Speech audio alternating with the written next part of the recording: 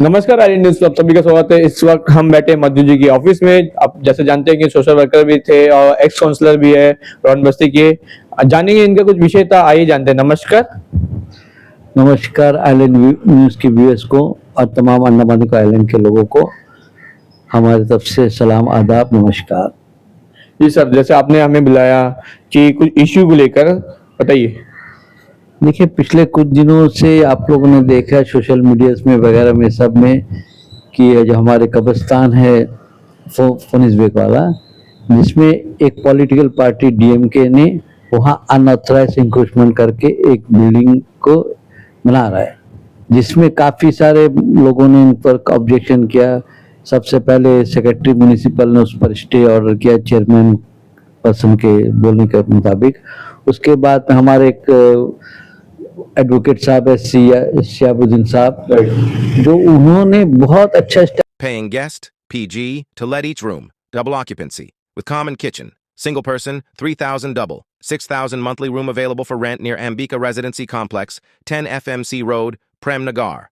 Contact 8900909634, 7305827272. और उन्होंने और उनके साथियों ने, हमारे कुछ साथियों ने मिलकर आपका तहसीलदार साहब से मिला। तहसीलदार साहब ने पूरा एग्जामिन करने के बाद तो उस पर स्टे लगवाया है। तो अभी देखा जा रहा है कि मतलब वो बिल्डिंग इतनी की इतनी खड़ी है, मगर कोई तक नहीं। जहाँ तक जामा मस्जिद कमेटी हमारे जो है सबसे बड़ा मस्जिद है अबरदीन बाजार के, ये जामा मस्जिद कमेटी के अंदर में आता है ये चीज। देखिए, सारा चीज जो वक्फ बोर्ड के कमेटी के अंदर आता है, मगर जामा मस्जिद तो इसको हैंडलिंग करता है। इससे पहले भी और भी दूसरे लोगों को वहाँ का जमीन मुहैया कराया था, जिसमें मुस्लिम लोगों ने अपना मकतब बनाया, मदरसा बनाया और मस्जिद बनाया। ठीक है, ये जो ग्रेवियर्ड है, जो कब्रिस्तान है, ये सिर्फ मुसलमानों को दफन करने के लिए, जब उनका अंतिम टाइम आता है उनको दफनाने के लिए था। ये किसी का प्रॉपर्टी, ये वक्फ बोर्ड का प्रॉपर्टी, और वक्फ बोर्ड के बिना अनुमति से कोई भी कमेटी, चाहे कोई भी जामा मस्जिद कमेटी या कहीं भी मुस्लिम कम्युनिटी कमेटी होती है, इनको अलॉटमेंट किसी को दे नहीं सकते, ना उसका पर कोई घर बना सकते हैं। तो अभी हमारे एडवोकेट यासिर भाई ने बहुत अच्छा स्टेप लिया। इन्होंने चीफ एग्जीक्यूटिव ऑफिसर वक्फ बोर्ड को एक लेटर भेजा था, जिसका मैं आपको कॉपी दूंगा। उसमें वक्फ बोर्ड कमेटी ने तमाम जो मुस्लिम कम्युनिटी के जो प्रेसिडेंट है मस्जिद कमेटी का और दूसरे भी मुख्तलिफ जो कमेटी, उनको नोटिस सर्व किया है कि इस पर अपना विचार बताने के लिए, और एक गाइडलाइन जारी किया है कि वक्फ बोर्ड जो प्रॉपर्टी जो है वो वक्फ बोर्ड का प्रॉपर्टी है। इसी किसी भी निजी संस्था या कोई कमेटी या मस्जिद कमेटी अंदर या किसी को अलॉटमेंट करके दिया नहीं है। अगर आपको कोई भी वहाँ मंदिर, मस्जिद, मकतब, मदरसा बनाना है तो वक्फ बोर्ड से परमिशन ले। अभी वक्फ बोर्ड कमेटी डिसॉल्व पड़ा हुआ है और चीफ एग्जीक्यूटिव ऑफिसर उसको देख रहा है, जो एडमिशन में अपॉइंट किया। उन्होंने बहुत अच्छा, यासिर भाई ने बहुत अच्छे से लेटर कॉरेस्पॉन्डेंस किया और तमाम लोगों को दिया, और उस पर चीफ एग्जीक्यूटिव ऑफिसर जो है हमारे वक्फ बोर्ड का, उन्होंने एक लेटर इशू किया सारे जगह में, और उसमें सेक्रेटरीज को भी म्यूनिसिपल को दिया है, तहसीलदार को, डिप्टी कमिश्नर को दिया है। देखिए, सवाल ये होता है ना कि पहले जो बिल्डिंग बना था उसको हमारे पुराने जो प्रेसिडेंट थे जामा मस्जिद कमेटी के वक्फ बोर्ड के चेयरमैन, इनकी गलती की वजह से डीएमके का वहां में ऑफिस बना। तब पॉलिटिकल वो टाइम पावर बहुत ज्यादा, कांग्रेस पार्टी का जमाना था, पावर था उनके पास में। उन लोगों ने एक मीडिएटर बन के उनको अलॉटमेंट करवा के उनको बिल्डिंग। देखिए, डीएमके पार्टी जो आज तमिलनाडु के अंदर में उनका चीफ मिनिस्टर है, और तमाम मुसलमान जो लोग हैं वो चीफ मिनिस्टर डीएमके पार्टी को वोट भी करते हैं। और अभी हम लोगों ने फैसला किया है कि अगर ये अभी एडमिनिस्ट्रेटर की तरफ से, पोर्टब्लेयर म्यूनिसिपल काउंसिल के सेक्रेटरी की तरफ से और तहसीलदार की तरफ से अगर कोई तरह का बड़ी कार्रवाई नहीं होता है, तो हम लोग के लोग एक रिप्रेजेंटेटिव लेकर चीफ मिनिस्टर जय स्टालिन साहब के पास जाएंगे, और यहाँ का जो डीएमके का जो गलत नीति, जो कब्रिस्तान के कब्र जमीन को हड़प कर इंक्रोचमेंट कर बिल्डिंग में, तो उसके बारे में इनका कंप्लेंट करेंगे। सर, ये जो कब्रिस्तान कब से है? ये बिल्डिंग बनने से पहले से या बिल्डिंग बनने के बाद से है? देखिए, कब्रिस्तान मेरे ख्याल से आज 40 साल 45 साल हो गया है। उससे पहले हम लोग जब पैदा नहीं हुए तब से मेरे बाप दादा लोग ने देखा था। ये लोकेशन क्या पड़े? नून मस्जिद के जस्ट पीछे, और ये हमारा कोरी हिल के जो सीबीआई बिल्डिंग है बगल है ना।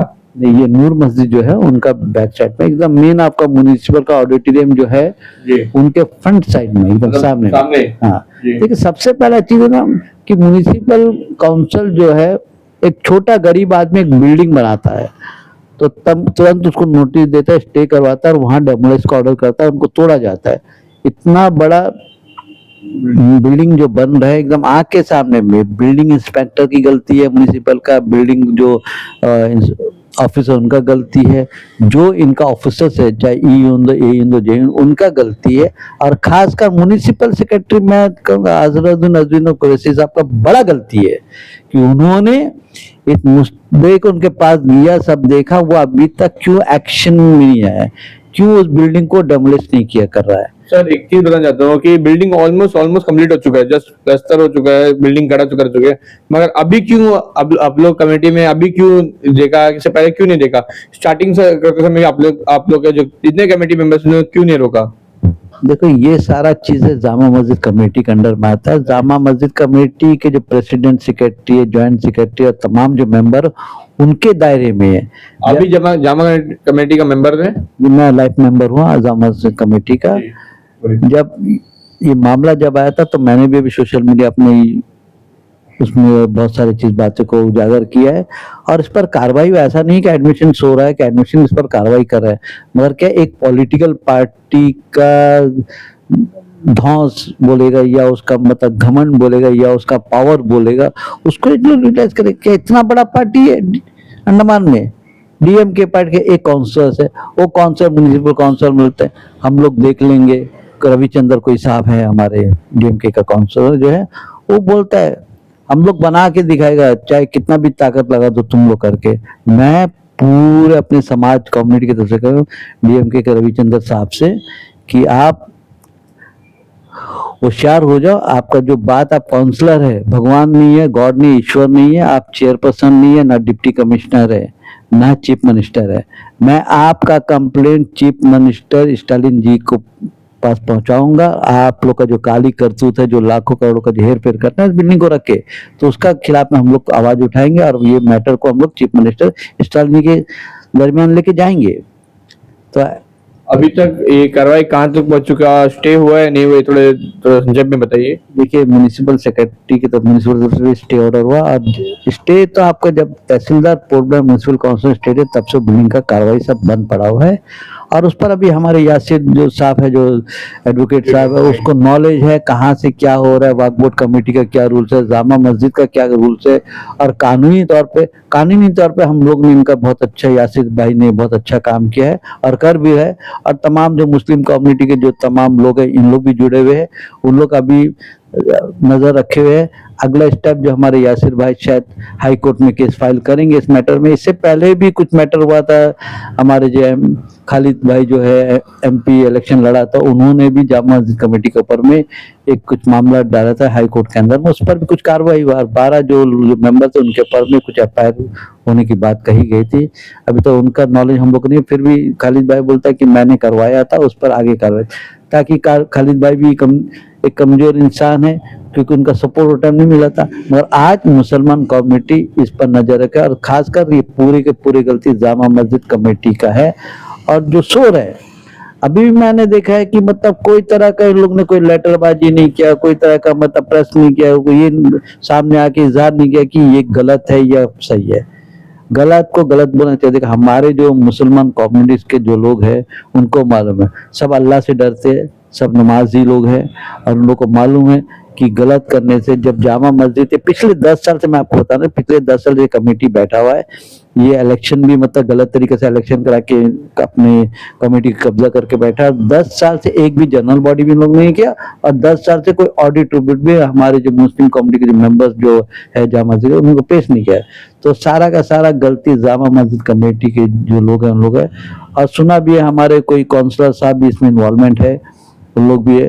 देखो ये तरफ में 4 नंबर में अब्दुल इस्लाम साहब है जो जामा मस्जिद कमेटी के ज्वाइंट सेक्रेटरी, उसके मालूम में सारा कुछ है।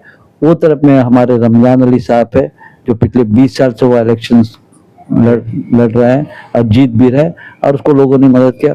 उनके नॉलेज में ये दोनों है, 4 नंबर से एक नाली के ऊपर में 3 नंबर, नाली के ऊपर में 4 नंबर। तो आंखी के सामने हमारे काउंसलर साहब लोग म्यूनिसिपल में कोई बात करते नहीं है। ये लोग सब बेकार, किसी को मतलब फुटपाथ से आपका दुकान हटा दो, फुटपाथ से आपका दुकान का कर लो, गरीब लोग का पेट में लात मार दो, यही सब काम जानते हैं। मगर जब हमारे कम्युनिटीज के, मुसलमान कम्युनिटी के दोनों, रमजान अली साहब, इस्लाम साहब जो है, दोनों कम्युनिटी, उनका फर्ज बनता है इलेक्शन, वोट, ये सब की राजनीति इलेक्शन के टाइम आता है, जब आप लड़ेंगे तब देखेंगे कौन आपके साथ में। मगर जब हम आपका कम्युनिटी के जो दरमियान में जब एक गलत होता है, जो पॉलिटिकल पार्टी, देखो डीएमके और कांग्रेस दोनों एलाइंस पार्टी है, ठीक है ना। टीएसजी भास्कर इस मुद्दे कोई बात करना, रंगलाल बारकर था, और दोनों जो काउंसलर जो कांग्रेस के काउंसलर्स है, ठीक है, दोनों का देखिए पॉलिटिकल पार्टी, डीएमके से आज एलआई से कल हो सकता है, एलआई वाली बात है, ठीक है, डीएमके का हो सकता है, नहीं भी हो सकता, फ्यूचर वाली बात नहीं है। मगर आप अपना कम्युनिटी के जमीन को एक गैर पॉलिटिकल पार्टी जो वहां जमीन में खुलेआम करता है, आप चुपचाप बैठे। अभी हम देखा नहीं कि हमारे जो इस्लाम साहब जो है काउंसलर वार्ड नंबर 4 के, वो एक व्हाइट कार लेके घूमता है। अरे आप वही कार लेके जाके वहां बिल्डिंग के सामने खड़ा के क्यों नहीं बोलता है, क्यों नहीं सेक्रेटरी के चैम्बर में आके बात करता है? मधु जी ये बताइए, वो वार्ड नंबर 3 नंबर पड़ेगा या 4 नंबर पड़ेगा? ये जो है वार्ड नंबर 3 में हमारे रमजान अली साहब है, उनका वार्ड है। और जैसा जब हमने जब यासिर जी से जब बात किया था, तो उनका कहना था कि हम लोग अपने साइड से कुछ बंदा रखेंगे क्योंकि वहां पर कुछ गलत तरह का एक्टिविटी ना हो करके। जब उनका कहना ये था, जब स्टे होने के बाद में जब हम लोग, जैसे मैं जाके मैंने इंटरव्यू लिया था, जब उनका कहना ये था कि जब हम भी अपना बंदा वहां पर रखेंगे, ये जो काम है काम रुकना करके वहां पर अपना बंदा रखें हमेशा, जो 24 आवर्स वहां पर रहेगा। क्योंकि अगर कोई इलीगल तरह घुसता है या कुछ भी करता है, ट्रेसपास केस प्लस और बाकी जो भी है उनका वो आगे कार्रवाई करेंगे। देखिए यासिर भाई, मैंने भी देखा था, आपने तहसील ऑफिस के, आपने मुस्लिम कम्युनिटी के लोग भी थे, और जो यासिर भाई तो उन्होंने बढ़िया इंटरव्यू दिया था, देखिए उन्होंने बहुत अच्छा स्टेप लिया, बाकी लोग भी उनका साथ दे रहे हैं, हम लोग भी उनके साथ में हैं। देखिए अभी आपने एक वर्ड कहा था ट्रेसपास, बिल्कुल ये कानून में है, बीएनएस में भी है, और दूसरे ट्रेसपास एरिया में घूमने से जो भी हो दो, चाहे मिस्त्री दो, कारपेंटर दो, या कॉन्ट्रैक्टर दो, या तो डीएमके पार्टी के जो नुमाइंदे लोग, उन लोग घुसेगा तो उनका पर ट्रेसपास केस बनता है, और डेफिनेटली बनेगा। और ऐसा नहीं कि हम लोग तो दिन में हम 10 दफा वहां से घूमते हैं, बराबर देख उसमें कंस्ट्रक्शन वर्क होता है नहीं होता है। जैसे कि हम यासिर भाई को भी खबर करेंगे, नियर थाना में पीस अबडिन में खबर, अबडिन को भी कॉपी किया हुआ है, और आपका डिप्टी कमिश्नर को बात करेंगे, तहसीलदार को देंगे, और हमारे जो मस्जिद कमेटी उनको भी हम लोग अपना बात रखेंगे। और सवाल यह है, जामा मस्जिद कमेटी अभी तक क्यों चुपचाप बैठा हुआ है? इनके प्रेसिडेंट साहब, इनके सेक्रेटरी जो है एमजेड सिद्दीकी साहब, बहुत हुनर आदमी है, बहुत पेन पावर आदमी है, उनका पेन में एक ताकत है। अगर वो तो अच्छा लेटर लिखते, जब आप अपना मस्जिद कमेटी को बचाने का काम करता है, तो इतना बड़ा जो कांड हो चुका है हमारे कब्रिस्तान में, गैर पॉलिटिकल पार्टी जो है उन लोग एक घर बना रहा है, आप क्यों नहीं जाकर बात करते? क्यों आप डिप्टी कमिश्नर के पास नहीं जाते? क्यों आप लेफ्टिनेंट गवर्नर, क्यों नहीं चीफ सेक्रेटरी के पास है? क्यों नहीं आप स्टालिन जी चीफ मिनिस्टर तमिलनाडु को लेटर लिख के अपने डीएमके के जो नुमाइंदे अंडमान स्टेट कमेटी उनके खिलाफ में लेटर क्यों नहीं लिखने? मैं जानता हूँ चीफ मिनिस्टर जो हमारे स्टालिन साहब है बहुत ही सुलझा इंसान है, और कभी भी ये नहीं चाहेगा कोई भी इसके पार्टी के लोग किसी भी कब्रिस्तान में, किसी मंदिर का जगह, किसी गिरजा का जगह, किसी द्वारा का जगह कैप्चर करके उसमें बनाए। मैं तो आपको बताना चाहता हूँ, यासिर भाई से हमारा भी शनिचर को मुलाकात होगी, और हम लोग एक लेटर चीफ मिनिस्टर साहब को भेजेंगे, और डीएमके पार्टी के जो सेक्रेटरी ऑफिस के खिलाफ में हम लोग लेटर भेजेंगे। देखते हैं आगे क्या होता है। कोर्ट खुला हुआ है, और हाई कोर्ट अभी आएंगे, हाई कोर्ट में मैटर जाएगा, और मेरे का सेट एंड सेट ऑर्डर होगा। मैं बता, वक्फ बोर्ड कमेटी के प्रॉपर्टी से किसी का बाप का प्रॉपर्टीज नहीं है, जो अपनी मर्जी से तुम उधर जमीन बना दो, उधर घर बना दो, उधर दुकान बना दो, नहीं है। मतलब एक बात पूछ रहा था, वो जो कब्रिस्तान है अभी यूज करंट सिचुएशन में यूज हो रहा है नहीं हो रहा है? बिल्कुल हो रहा है साहब, बिल्कुल हो रहा है। वहाँ में मकतब चल रहा है, बच्चे लोग मदरसा पढ़ रहे हैं, मस्जिद है वहाँ पे, ठीक है, सब चल रहा है। और देखिए अभी हमारा फोनिसबेग कब्रिस्तान है जो ऊपर आपका, जी हाँ, वार्ड नंबर 6 में, और आपका वार्ड नंबर 8 में, ये कब्रिस्तान में इंशाल्लाह भी हमारे जो जितने भी लोग इंतकाल हो जाते हैं उनको दफनाया जाता है। देखिए आज अंडमान का हालात डे बाय डे मतलब पॉपुलेशन बढ़ रहा है, कल यही जगह हमारे मुसलमान भाई लोग का कब्रिस्तान का यूज होगा, ठीक है, मस्जिद की यूज होगा, मकतब के लिए, मदरसा के यूज होगा। देखिए ये क्या है कि आप हमारा कमेटी है। अभी आप फर्ज करिए, अभी हम लोग कोई भी किसी भी मंदिर के आसपास में कोई जगह छोटा सा दुकान भी बना देना, तो पूरे के पूरे ये लोग इकट्ठा हो जाएंगे, इकट्ठा होके मगर हमारे अंदर कमजोरी, हमारे लोगों के अंदर कमजोरी है, क्योंकि हम लोग इकट्ठा नहीं होते हैं। ये कोई, मैं तमाम अपने मुसलमान भाइयों से अपील करता हूँ, देखिए ये कब्रिस्तान आखिरत का लास्ट हम लोग का जगह है। आज आपको, हमको, किसी हमारे रिश्तेदार भाई को या सबको एक दिन ये दुनिया छोड़ के और वही कब्रिस्तान में हम लोग को दफनाया जाएगा। इसलिए इनको बचाने का उत्तरदायी हम सबका है, तमाम लोगों का, जो अंडमान के जितने मुसलमान भाई लोग हैं उनका, जो और भी दूसरे जो पॉलिटिकल पार्टी वो भी हमको सपोर्ट करते हैं।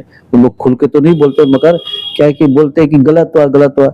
अभी देखिए भारतीय जनता पार्टी जो हमारे है, अनिल तिवारी जी अच्छे सुलझे लोग, अभी प्रेसिडेंट बना, हम लोग उनसे भी दरख्वास्त करेंगे कि इस मैटर को पॉलिटिकल ना देख के, गलत हुआ। देखिए कल ये लोग हमारा मुसलमान ग्रेविड को मतलब कवर किया है, कल वो क्रिश्चियन ग्रेविड को भी कवर किया। कल अब देखिए हिंदू ग्रेविड में तो ऑलरेडी इंक्रीजमेंट चल रहा है, वो भी 3 नंबर में आता है, उसके आसपास सारे लोग मतलब इंक्रीजमेंट करके घर बनाया हुआ है, ठीक है। और हमारे रमजान अली साहब जो भाई है वो अच्छे इंसान है, अच्छा काम करते हैं, बढ़िया है, अच्छा काउंटर, पिछले 20 साल से लोगों उसको, मैं उनसे दरख्वास्त में, देखिए हम लोग भी आपके आइलैंड न्यूज की तरफ से हमने भी एक ग्रेविड के बारे में बताया था। उसके बाद में हम लोग चेयरपर्सन साउल अमीद साहब ने पूरा टीम लेके जाकर उसको साफ सफाई करने का काम भी किया था। देखिए हिंदू ग्रेविड के आसपास भी इंक्रीजमेंट हो रहा है। हिंदू ग्रेविड के लोग जो है, जो हिंदू संस्था के लोग, मैं उनसे निवेदन कर रहे थे, वहां देखिए दुकान बन रहा है। अरे कब्रिस्तान का जगह में दुकान की क्या, म्युनिसिपल को क्या पैसा कमाना, दूसरा तरीके से ऑक्ट्राई से कमा सकते हैं, टैक्स से कमा सकते हैं, दूसरा काम से कमा सकते हैं। वहां बिल्डिंग बना के क्या मिलेगा। हमारे एक सोमेश्वर साहब है जो है, उनसे भी हम लोग ने दरख्वास्त किया था, वो भी नहीं बनने दें। आज जो धरते से बन रहा है वो भी एक कब्रिस्तान है हिंदू लोगों का, उनको कैप्चर। मैं हिंदू भाइयों से निवेदन करना चाहता, आपके चैनल के माध्यम से आप लोग भी आंख खोल कर देखिए, आज वहाँ एक बिल्डिंग बना, कल 2 बनेगा, 4 बने, तब जाके वहाँ दफनाने का जगह नहीं है। एक ही हिंदू ग्रेवियर्ड है आपके पास में, उसको संभालना आपका। जैसा हम लोग अपने कब्रिस्तान के ऊपर हम लोग दखल अंदाजी कर रहे हैं, उसके ऊपर हम लोग कुछ बात आवाज उठाए, तो आपका जिम्मेदारी है हिंदू संगठन के लोगों को कि वो जगह बचाए। वहाँ पूरा बहुत बड़ा जमीन है, छोटा मोटा जमीन नहीं है। आप देखिए वो आपका जाने के टाइम में अंदर का मेगा पॉट से स्टार्ट होता है जो जमीन, और कम्युनिटी हॉल के आसपास खत्म होता है। वो आपका LAW का जो जगह है वो कम्युनिटी हॉल वहां तक जाता है। तो हिंदू धर्म के हमारे तो लोगों ने आज उठा, मैं देखता हिंदू धर्म के लोगों को आह्वान करना चाहता हूँ, रिक्वेस्ट करना चाहता हूँ, प्रार्थना करना चाहता हूँ, लास्ट अंतिम यात्रा का वो जगह है।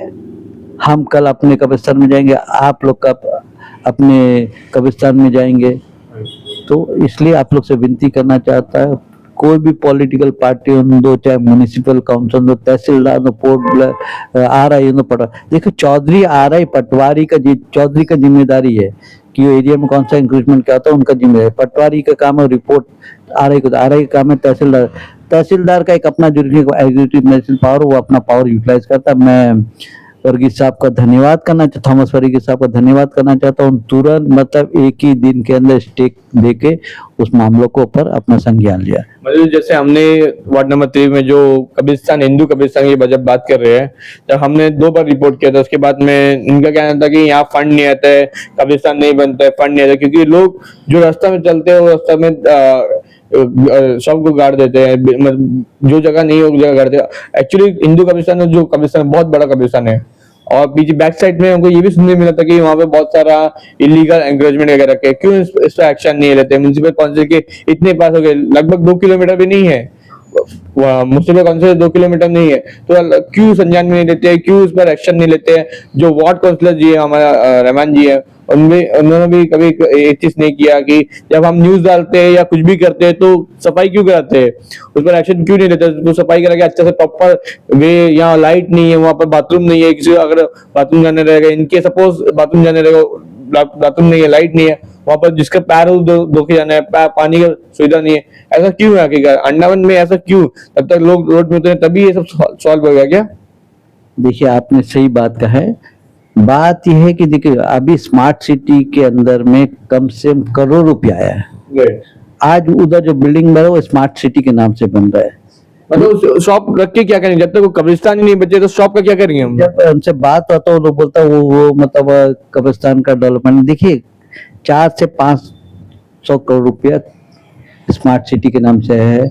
और दूसरा है कि टाउन को डेवलपमेंट करने उसके एक अलग फंड होता है हर साल में। जब हम लोग 2010 से 2015 थे, देखिए ये जो गलत मैं बताऊंगा, अब 24 वार्ड है, ठीक है। किसी का अभी हम लोग ने देखा, हम लोग का वार्ड नंबर 4 से पुराना जो मेंबर पार्लियामेंट कुलदीप राय शर्मा का जो बगीचा है उसको सफाई करने यहाँ से आदमी भेजता है, ठीक है। और भी कई ऑफिसर्स के उसका जंगल सफाई करने, मतलब बगीचा सफाई करने जाता है। देखिए एक एक वार्ड से अगर 2-2 कटिंग वाला 24 वार्ड है तो आपके पास 48 जो कटिंग वाला लेबर आपको मिल जाएगा।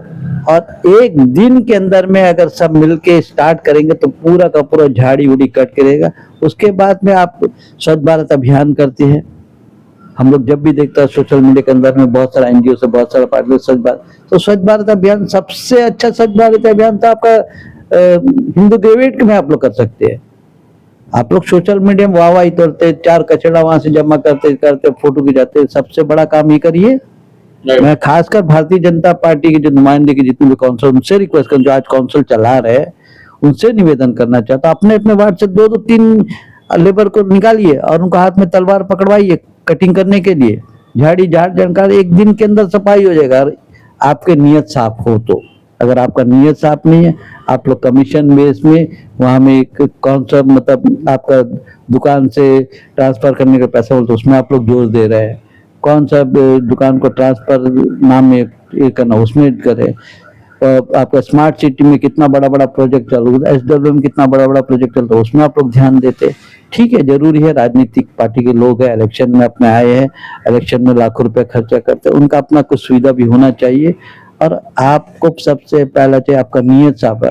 आप लोग को एक एक वार्ड के अंदर 5000 लोग वोटर्स है, ये 5000 वोटर्स का अपना नुमाइंदे लोग है। और आप लोग नियत साफ रखिए, एक दिन के अंदर हिंदू ग्रेवियार्ड भी सफाई हो जाएगा। और अच्छा जमीन है वो, उसको इटैची से लेबल करे। आज म्यूनिसिपल काउंसिल के पास 2-2 इटैची पड़ा है, दूसरा काम में चले जाते, एक लाइन से पकड़ के जाएगा। जी, इस चीज को रोकना चाहता हूँ क्योंकि जब हम बात करते तो बोलते हैं फंड नहीं मिलता है। एक कमीशन के आज 20 साल से आज तक फंड ही नहीं मिला। जो वार्ड काउंसिलर है हमसे पूछना चाहते हैं, रंजान जी जो है हमसे पूछना चाहते हैं कि आपको 20 साल से फंड नहीं मिला है। बहुत अच्छा कब्रिस्तान है, उसको बहुत बड़ा कर सकते हैं क्योंकि लोग पैर के नीचे ही काट देते, जो जहाँ पूछते हैं जिनको, वो एक दूसरे का पैर के नीचे रहता है। देखिए फंड नहीं वाला बात को बिल्कुल एक सिरे से मैं नकारना चाहता हूँ। हमारे भी 2010 से जो 15 था, हम लोग भी काउंसिल के पार्ट थे, उस वक्त हम लोग देखा फंड का कमी है। देखो नियत साफ होना चाहिए। हर काउंसलर को साल में कम से कम 50 लाख से 1 करोड़ रुपया का फंड मिलता है अपने वार्ड को डेवलपमेंट करने के लिए। 50 लाख से 1 लाख करोड़ रुपया मिलता है। आपसे 5 साल में 5 अगर उससे आप 2 लाख भी निकाल के अलग कर देना तो एक दिन में काम खत्म हो जाएगा। पहला मेरा, हम तो शुरू में बोला, आपको अभी बताता, आप हर काउंसिल का नियत साफ होना चाहिए। देखिए पूरा उसके अंदर में 24 में आपका 2 काउंसलर जो है मुसलमान है, बाकी 22 काउंसलर हिंदू समाज से आते हैं। ठीक है, इनका फर्ज है। जैसे हम लोग अपने कब्रिस्तान, जो फरीद कब्रिस्तान के जो डीएमके पार्टी में जो इंक्रोचमेंट करके बिल्डिंग बना उसके खिलाफ में आवाज उठा, तो आप लोग भी कर सकते हैं। नियत से अपना फंड का कमी नहीं म्युनिसिपल में, ये गलत बात है। मैं दावे के साथ बोलना चाहता हूँ, स्मार्ट सिटी के अंदर करोड़ों रुपये आपके पास में, सॉलिड वेस्ट मैनेजमेंट में करोड़ रुपये के पास है, वो गलत तरीके से फंड होता है। हमारे जो काउंसिल साहब है, जो एक्वा वर्ल्ड जो है वो एक का काम किया था, उसमें बहुत सारा चीज आप भी उसको रिपोर्टिंग किया, अविनाश जी के खिलाफ में धरना दिया था। आप वो काम कर सकते हो। ये हिंदू ग्रेविएट में जो इंक्रोचमेंट है उसको डिप्टी कमिश्नर को फुल पावर है कि वो किसी भी इंक्रोचमेंट एरिया को खाली करा सकता है। लेट देन किसी नोटिस की जरूरत नहीं, कुछ नहीं है। तहसीलदार को पावर है, वो अपने जुरिक्शन में रखे इनको रिमूव कर सकता है। जो एक बात बताना चाहते हैं कि जैसा कि इंक्रोचमेंट होता है ठीक है, कुछ जगह इंक्रोचमेंट है, वो तो सैटरडे नोटिस देते हैं, सैटरडे जाके तोड़ देते हैं। तो ये क्यों नहीं तोड़ते? आखिर म्युनिसिपल में इतना बड़ा मेन सिटी में होने के बाद क्यों नहीं तोड़ते हैं? और हमेशा जब जब बात होती है गरीब का, गरीब आदमी को मारते हैं, सब बोलते हैं अच्छा इंक्रोचमेंट तोड़ते हैं, अच्छा बात है इंक्रोचमेंट तोड़ देते हैं, पर वो जगह क्यों नहीं तोड़ते हैं? वहां पर जहां पर जो चीज जरूरत है वो चीज नहीं करके, जो जरूरत नहीं वो चीज क्यों करते हैं? देखिए मैं आपको पहले ही बता दिया हूँ, कोई गरीब अगर अगर स्मार्ट सिटी है, स्मार्ट सिटी में रोड नहीं है, करंट नहीं है, पानी नहीं है, तो क्या है? रोड का हाल आपको पता होगा कि हाल ही में रोड का कितना हाल खराब है, डेली एक्सीडेंट आते हैं, हमें फोन आता है कि रोड यहाँ का खराब है, स्कूल लाइन का, जैसे नया 2 दिन पहले मैंने नया का कवरेज किया था, वहां पर गड्ढा कम है, गड्ढा ज्यादा है, रोड कम है, ठीक है। वैसे ही हर जगह में ऐसा चीज है। जब हम वहां के वार्ड काउंसिलर से बात करते तो उनका कहना था कि हम लोग टेंडर पास 3 महीना पहले कर चुके हैं, एक बारिश के मौसम में 10-15 दिन में बारिश सूख जाए, उसके बाद हम लोग काम स्टार्ट करवाएंगे, ठीक है। मौसम जब ऐसा है, सब कुछ ऐसा है, तो वहां पर इतना इंकरेजमेंट है क्या उनको दिखता नहीं है? देखिए मैं आपको बताऊं, रोड का मैटर में मैं माननीय विष्णु पदराय जी एमपी साहब का धन्यवाद कर, उसने गडकरी जी से ये सारा चीज को रखा। अरे 48 जो वर्क सैंक्शन है इसमें करोड़ रुपए कुछ सैंक्शन है, पंचायत का भी और म्युनिसिपल का सारा, बहुत सारा रोड का है। और सही बात है, हमारे जो इकोनॉमिक जो ज्योग्राफी जो कंडीशन जो अंडमान निकोबार आइलैंड का, अभी आप देखें पिछले 4-5 में से लगातार बारिश होता है। एक छोटा गड्ढा रहता है उसको तुरंत भरना है। पहले पीडब्ल्यूडी की बात है, पीडब्ल्यूडी बहुत अच्छा काम करता था, पीडब्ल्यूडी से लोग छीन के म्युनिसिपल जो और एक बात बताना चाहते हैं, जब बारिश हुई तो तभी उन लोग गड्ढा फिल क्यों करते हैं? उससे पहले क्यों नहीं करते? जब जब धूप रहता है, 2-4 दिन जब धूप रहता है तो उसको तब फिल नहीं करते, जब बारिश गिरता है तब झाड़ू लेके रोड को ब्लॉक करके ट्रैफिक जाम करके क्यों करते? उससे पहले क्यों नहीं कर सकते कि ये चीज सॉल्व नहीं होगा क्या? जो छोटा सा गड्ढा है तो बारिश से पहले ही बंद कर देते, तो बारिश से पानी भी जमा नहीं होगा, गड्ढा भी इतना बड़ा नहीं होगा। देखिए रोड का जो है ना एक बहुत बड़ा करप्शन है इसमें, चाहे म्युनिसिपल काउंसिल के जो इंजीनियरिंग होंगे, चाहे पीडब्ल्यूडी के इंजीनियरिंग, चाहे जिला परिषद, इन लोग एक घोटाला बना के रखा है। इन लोग तब तक जब धूप काल में इसमें हाथ नहीं लगेंगे, वो टाइम टेंडर करेंगे नहीं। लोग टेंडर के प्रोसेस में देखिए हमेशा 3 महीना से 4 महीना लगता है। तो आप जब रोड का काम करता है, देखिए हम लोग के टाइम भी रोड नहीं बना, अब राउंड बस्ती का रोड देखिए, आज गड्ढा शुरू उतरते कितना गड्ढा पड़ा है, एक गड्ढा फिलअप करना, 16 नगर में गड्ढा ही गड्ढा है, ठीक है। ये अभी चंद दूरी में आपका मस्जिद के थोड़ा सा आगे कलकत्ता के वहां में गड्ढा है। जब आप गाड़ी से जाते हैं तो लोगों का दिल में धक धक लगता है। नीयत साफ हो, देखो फंड का कमी नहीं है, चाहे म्युनिसिपल में, जिला हो, कुछ भी हो, फंड कमी है। देखो सबसे पहला चीज है कि जो काउंसलर साहब जो जितने, मैं उनसे निवेदन करना चाहता हूँ कि आप लोग अपना काम को यूटिलाइजेशन सर्टिफिकेट सबसे पहले जमा करें एडमिशन, तभी जो आपको सेकंड फंड मिलेगा।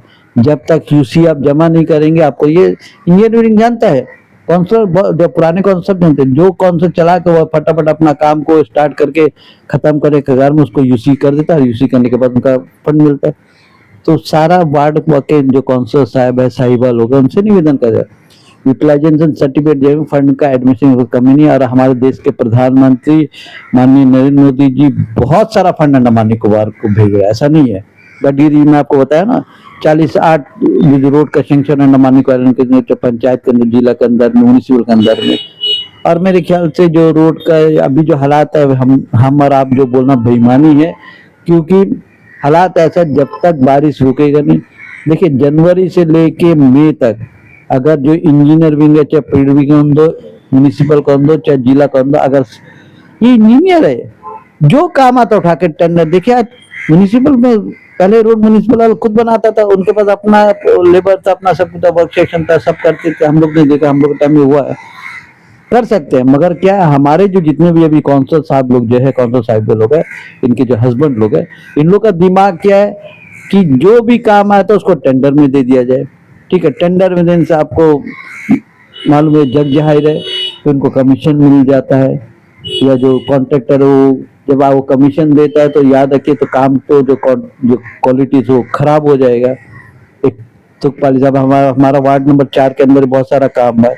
पहले हम लोग के टाइम में जितना भी 2010 से 2000 ईरानी के टाइम में भी, ठीक है, उस टाइम में म्युनिसिपल का वर्कर्स लोग काम करते थे। आज म्युनिसिपल का वर्कर्स लोग 50-60 वर्कर जो वाइडन बैठा हुआ है, उनसे काम नहीं लिया जाता, खाली उनसे नाली सफाई कराता है, ये वर्क सेक्शन का काम नहीं है।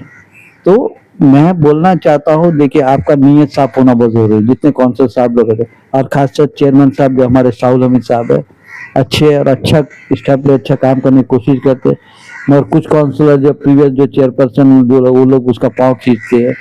देखिए ये पॉलिटिकल इंस्टीट्यूट है, म्युनिसिपल काउंसिल, जिला परिषद, पंचायत, यहाँ में आपका अपोजिशन, आपका टाइम और आपको जब पावर दिया जनता ने, आप जनता के लिए काम करिए और फंड का कमी नहीं है। अर्बन डेवलपमेंट में करोड़ों रुपया पड़ा है जो दिल्ली के अंदर में, अर्बन मिनिस्ट्री के अंदर में, और सॉलिड आपका स्वच्छ भारत अभियान में लाखों करोड़ रुपया नमान को आ रहा है। पैसा का कमी नहीं, माननीय प्रधानमंत्री जी ने बहुत सारा पैसा नमामि को बढ़ गया। आप लोगों ने 72,000 करोड़ का प्रोजेक्ट चल रहा है अभी ग्रेट निकोबार के अंदर में, ठीक है, एयरपोर्ट के अंदर बहुत अच्छा काम है, पुल में अच्छा काम किया, ये सारे चीज है। मगर प्राइम मिनिस्टर से मैं आपके माध्यम से माननीय लेफ्टिनेंट गवर्नर साहब से निवेदन करना चाहता, माननीय चीफ सेक्रेटरी साहब से निवेदन करता, खासकर सेक्रेटरी म्युनिसिपल और डिप्टी कमिश्नर साहब से, दोनों यंग्स है, अपने आईएएस पावर्स इनके पास में, आप लोग अपना पावर को यूटिलाइज कीजिए। देखिए जब तक आप पावर को पॉलिटिकल बेस में जाएगा तो जिंदगी में, आज मुसलमान कब्रिस्तान में इंक्रोचमेंट करके बिल्डिंग बन रहा है, हिंदू ग्रेवयार्ड के अंदर में वहां में इंक्रोचमेंट के बिल्डिंग बन रहा है, तो हम लोग जो यहाँ आने वाले दिनों में मर के जाएगा तो हमारे पूर्वज, हमारे बच्चों को दफनाने का तक का जगह नहीं मिलेगा, ये बात याद रखिए। राजनीति से थोड़ा ऊपर उठ के आप लोग काम कीजिए, और पॉलिटिकल आते रहेगा जाते रहेगा, आज ये पार्टी जीतेगा कल वो पार्टी जीतेगा। अच्छा जी, अभी आगे एडमिशन में क्या मांगे और अपना जो वर्क बोर्ड कमेटी से आप क्या मांग करना चाहते हो जिससे उस पर एक्शन हुआ, उसका और आगे क्या आप लोग क्या कार्रवाई क्या करेंगे, बताइए। देखिए वर्क बोर्ड कमेटी ने बहुत अच्छा काम किया विद दिन, मतलब आपका 19 तारीख को हमारे यासिर साहब एडवोकेट साहब ने एक लेटर भेजा था, और 23 तारीख को तुरंत ने एक लेटर लेके सारा कमेटी से उसको लिया। और ऐसा नहीं कि एडमिशन इस दबाव में है, इस पर काम करेंगे, भगवान अल्लाह ना करे, खुदा ना करे, भगवान ना करे, ये छोटा मामला को अंडमान के लॉ एंड ऑर्डर को मतलब खराब ना करे, यही मैं विनती करना चाहता, खासकर सेक्रेटरी म्युनिसिपल से, चेयरपर्सन म्युनिसिपल से, आपका डिप्टी कमिश्नर साहब से और तहसीलदार से। आप लोग का जिम्मेदारी है लॉ एंड ऑर्डर को मेंटेन करना। देखो पुलिस अपना काम करता है, पुलिस के पास स्टे ऑर्डर का कॉपी जाता है, पुलिस तुरंत कुछ कार्रवाई तो तुरंत जाके वहाँ खड़ा होकर करता है, मगर मेरे का ट्रस्ट पास केस बनना चाहिए। दोबारा अगर बिल्डिंग के अंदर जमीन के अंदर घुसता है, ये प्रॉपर्टी वक्फ बोर्ड कमेटी, आप लोगों ने बहुत अच्छा डिसीजन है, हमारे देश के प्रधानमंत्री और हमारे पार्लियामेंट ने वक्फ बोर्ड कमेटी के ऊपर में, ठीक है, अभी उसके मैटर सुप्रीम कोर्ट में चले, इसके बारे में हम लोग ज्यादा बोलना भी नहीं चाहिए। देखिए प्रॉपर्टी खाली जमीन नहीं है, आप घर बना दिया रहेगा, ठीक है, ये है कब्रिस्तान, ये है हिंदू ग्रेवयार्ड, ठीक है, ये हमको बचाना है। ये दोनों जो है, इधर में डीएमके पार्टी ने उसके ऊपर बिल्डिंग बनाया, और भी लोग कल करेंगे, आस्ते आस्ते करके मट्टी काट के बनाएंगे। हमारे जो जामा मस्जिद का कमेटी अंधा बन के बैठे हुए, मैं उनसे रिक्वेस्ट करना चाहता हूँ कि आप लोग जागिए, आप लोग नमाज पढ़ते 5 रकात अल्लाह को करते, हम लोग गुनाह नहीं पालते, तो आप भी गुनाह मत पालिए, इस पर कार्रवाई करिए। मांगता है कि आप लोग Jama Masjid committee high court में जा सकते, Jama Masjid committee supreme court में जाके इस मामले को दखल अंदाजी करा सकता है। और मैं माननीय कोर्ट का धन्यवाद है, आज कोर्ट सबसे ज्यादा ये सब चीज में ध्यान देता है, और गलत चीज का पर उन लोग एक्शन भी लेते हैं और उसको तोड़ने, और खासकर सेक्रेटरी म्युनिसिपल, डिप्टी कमिश्नर, तहसीलदार से जो बिल्डिंग जो बना है, डीएमके पार्टी के लोग जो बनाए, डीएमके पार्टी के लोग जिन्होंने बनाया है अपने फायदा के लिए, हमारे कुछ काउंसिल को साथ मिलकर इनको जल्दी से जल्दी वो बिल्डिंग को तोड़ा जाए और वो जगह को खाली करके मुस्लिम ग्रेवयार्ड को वक्फ बोर्ड को सौंपा जाए। धन्यवाद। Thank you.